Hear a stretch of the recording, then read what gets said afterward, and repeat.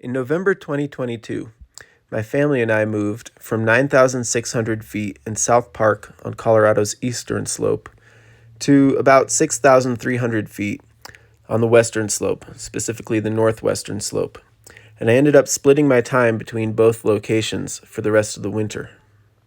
Now, I'm not any kind of meteorologist or climatologist or even scientist, but I did say early on in the ski season that one of my goals on my channel was to offer a comparison between the snow climate of the western slope and that of the eastern slope and up near the Continental Divide. Now that it's been about a year, I'll offer that comparison as kind of a retrospective analysis of last year's weather and last year's skiing. What you're seeing right here is how last year's backcountry season got started with a bang up on Vail Pass, which I would consider kind of the boundary between the high central valleys in the Continental Divide area and the western slope. Because of the Continental Divide and the way that weather interacts with mountains, the weather between the western slope and the eastern slope is often very different, and last year I would say that was even exaggeratedly so. Interestingly enough, if we look at the drought conditions at the beginning of the water year, both east and west were in drought, with the exception being the Continental Divide area. What have you got there? Here's a look at our moving day when we left behind a bone-dry eastern slope and found this on the western slope, which only reinforced our decision to move. Around that same time, north faces on the Continental Divide were finally getting to be skiable. High valleys on the western slope were skiable, and high areas on the eastern slope were nowhere near being skiable. At the risk of saying something too obvious, when it comes to evaluating a snow climate, there's way more at play than just how much snow falls. Except when comparing specific locations, there's really no difference in latitude between Colorado's eastern slope and the western slope. So sun angle and daylight hours won't be part of this discussion, but I'll try to account for as many other factors as I can. First things first, we do actually need to talk about the overall amount of snow that falls.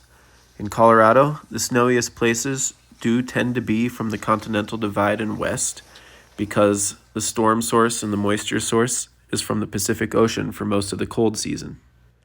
Looking at the snowpack percentage on December 4th of last year for the major western U.S. basins, you can tell that the storms were persistently out of the west.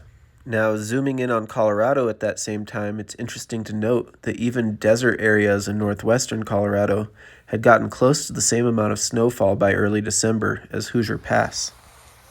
Because of the shallow snowpack surrounding South Park, after school, I opted to ski inbounds over in Breckenridge, at least during the early season, much of the time. All that being said, if you were to compare a random location on the eastern slope to a random location on the western slope, you might sometimes find a surprising lack of a disparity between the overall amount of snow that falls. As an example, Boulder and Glenwood Springs are probably roughly at the same elevation, maybe get roughly the same amount of snow. Boulder might even get a little bit more. However, on a given day in the winter, Glenwood Springs is more likely to have an existing snowpack. So then let's get to some of the other differences.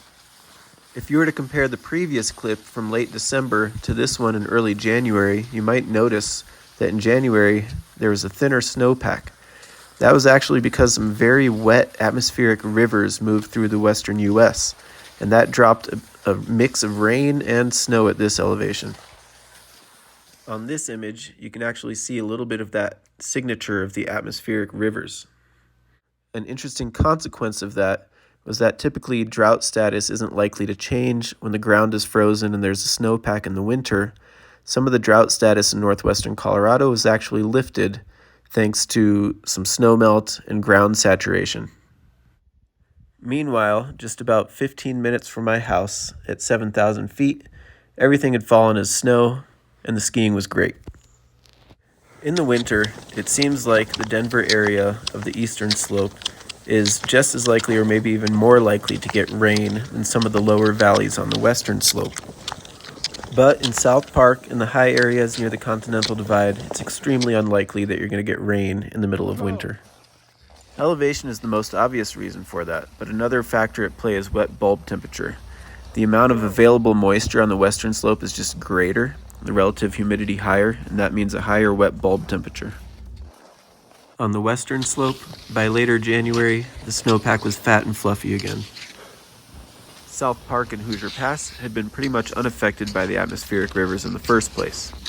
Now let's get to talking about some other things, like frequency of snow, temperature, and wind.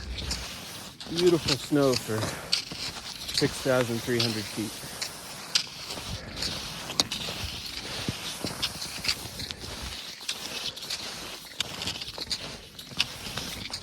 We don't get a ton more snow here than the Front Range, but it's a lot more regular, and it also sticks around a lot better.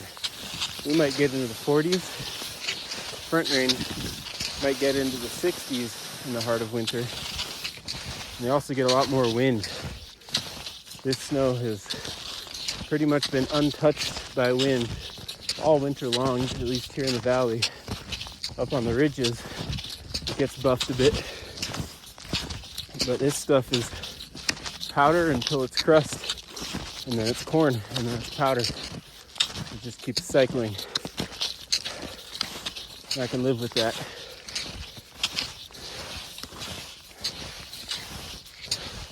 Denver might get a foot every now and then it's usually gone in a couple days. I felt like this image did a really good job of capturing the general trend for the first half of the winter last year. Typically unsettled weather meant conditions stayed cold and fresh on Hoosier, even though they never really got very deep. And back on the western slope, we had spent the better part of what seemed like roughly 3 months getting maybe about 5 or 6 inches of snow every week. Never anything really big all at once, just very consistent snowfall. But in around mid-February, the pattern shifted and it started to come out of the southwest more than the west or northwest. The Fairplay area and South Park finally started getting some snow.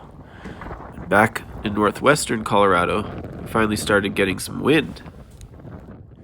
This meant that down in the valley, the weekly 5 to 6 inches turned into maybe 2 to 3 inches a week. And even though the valley was protected from the wind, this ridge was definitely affected.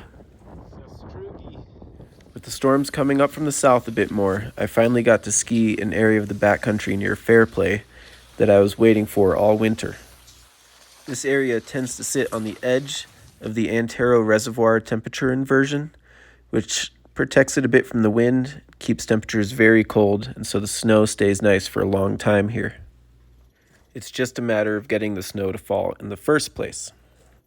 So in the core winter months of December, January, February, the western slope sees a lot more frequent storms, has a lot less wind, and also has a lot less variable of temperatures. So now that we're reaching the springtime part of my video, let's talk about some of the things that the eastern slope does well. This is of course the part of the year where conditions don't stay nice for very long. You can see here I am struggling against some crust. But what the eastern slope lacks in terms of frequency of storms, it can sometimes make up for with massive storms all at once. One reason I think the western slope doesn't tend to get huge snowstorms all at once is because it's got a complicated topography. Storms coming from the west have of course had some of their moisture wrung out by mountain ranges to the west like the Cascades and the Wasatch. And as they reach Colorado, they encounter general gradual upslope conditions as they rise towards the Rockies, but they still have to navigate kind of a maze of ridges and valleys. That means that, except for maybe at Steamboat and Wolf Creek Pass, you don't just have straightforward upslope conditions. The reason that the eastern slope can produce huge storms all at once is that in the springtime, storms tend to cut off and kind of create this counterclockwise circulation around a low pressure center. And they also dive along the south, sort of like New Mexico-Colorado border, meaning that the counterclockwise rotation grabs moisture from the Gulf of Mexico, wraps it up northward and then eastward against the Front Range of the Colorado Rockies.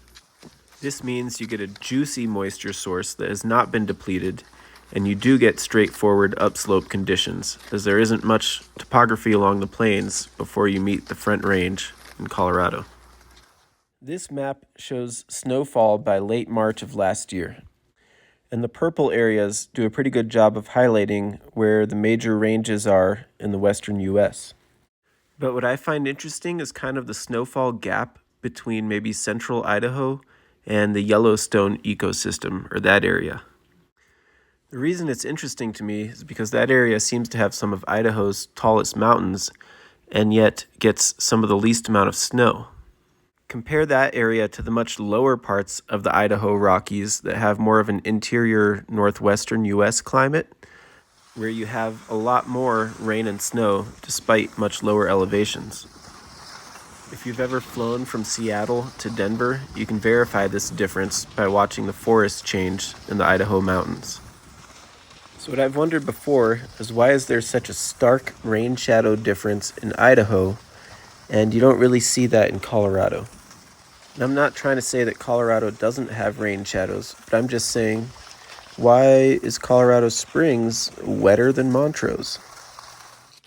And the way I've at least resolved it in my mind is, it seems like the northwestern U.S. is dominated by its winter weather pattern, and Colorado has northwestern influences, southwestern influences, and plains influences. This means that the western slope might generally be wet in the winter, aka good ski climate. The plains might be wet in the spring, but the snow doesn't last very long, not a good ski climate. And then you also have the southwest monsoon in the summer. Effectively, Colorado's rain shadows are seasonal, and there is not one dominant pattern. So despite our continental divide, precipitation is distributed more evenly. Notice how by the end of the winter, drought had been erased on the western slope, but was persisting east of the divide. Also notice that the southern San Juans, the West Elk Mountains, the southern Flat Tops, and Buffalo Pass area in the Park Range all got 600 inches of snow or more. And that was just by April 11th. There was definitely still more snow to fall. I'll fast forward through May. It was a generally warm but unsettled month. Pretty wet. It brought its moisture east of the divide like it's supposed to, but also brought plenty west of the divide. There was some skiing that happened. Nothing remarkable, just usual shifts between dust and crust and powder. By June, you can see that amazingly, most of Colorado was now drought-free. Looking at SnowTel data for Ripple Creek Pass on the western slope, it peaked at about 37 inches of snow water equivalent, which is about 140% of a typical peak. Hoosier Pass, on the other hand, on the Continental Divide in the Central Mountains, peaked at about 14 inches of snow water equivalent, good for maybe 80% of its typical snowpack. But it's not all bad for Hoosier Pass. Maybe the last thing I want to say when it comes to evaluating snow quality for skiing is that it's, again, not just about how much snow falls, but also snow preservation and snow frequency. The 80 inches or so of snow that fall in Boulder every typical year might be a blockbuster year at some ski hill in the Midwest. But in Colorado, I think you generally need about 250 inches of snow to be a good skiing area. Hoosier, I think, averages around 300 inches. So at 80% of average, there's still a good skiing area. I know people in California and Utah might balk at the idea of 250 inches being enough, but our snow preservation is different and our snow frequency is different. Because we can get little storms from the northwest, the southwest, the northeast, southeast, etc., our snowpack can stay fresh with just 250 inches of snow a year. The mountain ranges west of Colorado definitely get a deeper base on average, but if the pattern shifts so that storms are coming from a different direction than the west, they can often go through long dry spells where the skiing really isn't that great. This is why many of the ski resorts in Colorado, though not even in the snowiest locations in our state, can still offer dependable great skiing. So whether you're on the western slope or the eastern slope, you're never too far from good skiing. Well, I've been talking over this parade of pictures of summer images and graphics and so on. I should probably acknowledge them now. The first third of summer was very cool around here. One thing I appreciate about northwestern Colorado is that we have access to cold air from the plains through a gap in the mountains in Wyoming that the rest of the western slope doesn't have access to. In the winter, of course, this means better snow preservation, but in the summer, it can mean that if the monsoon is a bit of a letdown, we can still get storms spawned off of cold fronts. When the coolness of the first third of summer gave way to heat in midsummer, that was our saving grace. It meant that we still had a little bit of moisture every now and then that the southwestern parts of Colorado did not have. Even though we had a lot of fires this summer, thankfully none of them were devastating before we finally got a little bit of monsoon moisture. Nevertheless, summer rolled into fall, and we did end up having a little bit of mild drought status. But thankfully, the world keeps turning, winter's around the corner, and here's looking at this next ski season.